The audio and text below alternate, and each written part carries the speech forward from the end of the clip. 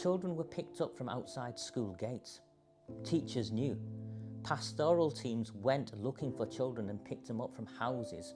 And these are 14-year-old girls, white girls, 14-year-old working class, from houses with Asian men, men in their 30s, 40s, 50s. There's statutory safeguarding protocols that should have been followed.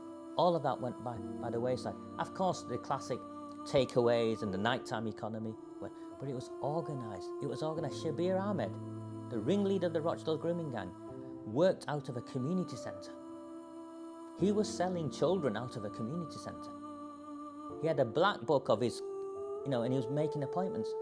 All of it hidden. He was establishment. He also was a senior figure on the board of trustees of the Citizens Advice Bureau.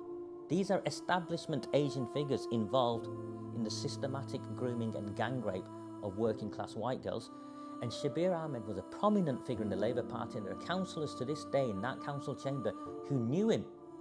These were racially motivated crimes, where the victims were white and considered to be an underclass by a metropolitan liberal, so-called liberal elite of whites who considered these white girls to be, and this isn't my words, making lifestyle choices. These are the words of the social workers. How can a 12-year-old girl make a lifestyle choice to be in a takeaway, on the top floor of a takeaway with 20 men downstairs waiting to take their turn?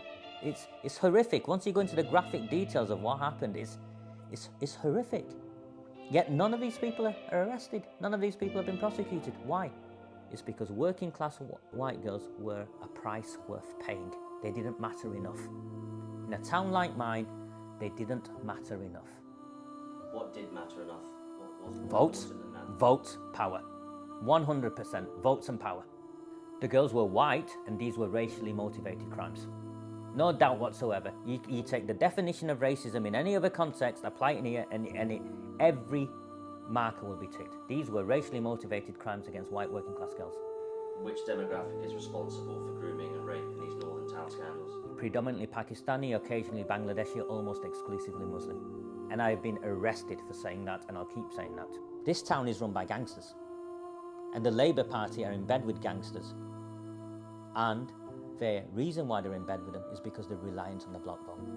And I'm not on about wider gangsters, very specific Pakistani gangsters, Bangladeshi gangsters, the Islamists from the mosque. The Labour Party have made partnerships with the most despicable of groups, and they are reliant on these people to provide them with a block vote to stay in power. They've sold our children and they look the other way. These people peddle drugs, and if you go to every one of these towns, what you will find, and this is the bit I find really troubling, liberal white women. So I'm talking about, and I'm saying the word women on purpose, I'm like, part of me thinks, these are girls who have been gang raped. Surely there's some sort of empathy with women, yeah?